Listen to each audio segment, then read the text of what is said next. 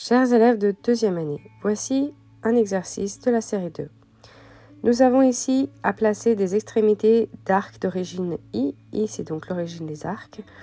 Et puis nous allons donc avoir les mesures suivantes. Pi sur 8, 3 pi sur 8, etc. On sait que pi, ça correspond à l'angle de 180. Pi sur 8, c'est donc qu'il faut séparer notre demi-cercle en 8 parties.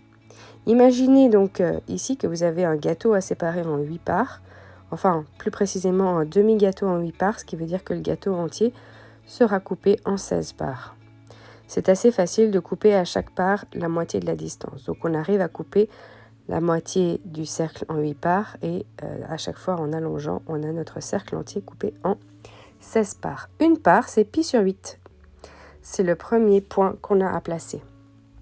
Le deuxième, c'est 3 pi sur 8. On a sauté donc une part et on arrive à 3 pi sur 8. La suivante, c'est 5 pi sur 8.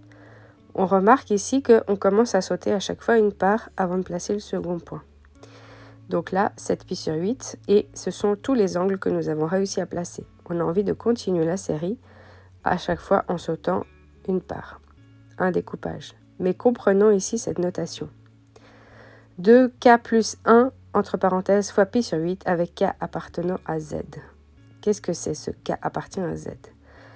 K, eh bien, il peut être un entier relatif, c'est-à-dire qu'il peut être entier négatif, nul ou positif.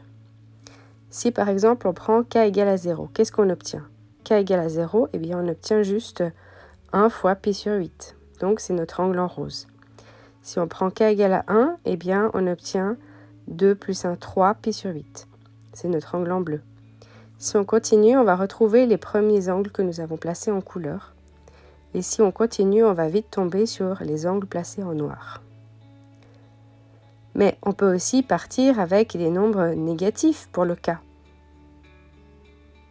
Donc ici, on peut s'amuser dans le sens qu'on veut. Dans le sens contraire aux aiguilles d'une montre, on obtient des angles positifs. Mais si on part avec donc des nombres négatifs, il faudra aller dans le sens des aiguilles d'une montre. Avec k égale à moins 1, on va obtenir moins 2 plus 1, donc ça va donner moins pi sur 8. Le moins pi sur 8, il va dans le sens négatif, et donc on obtient le premier point noir dans le sens des aiguilles d'une montre. Finalement, combien est-ce qu'on obtient de points?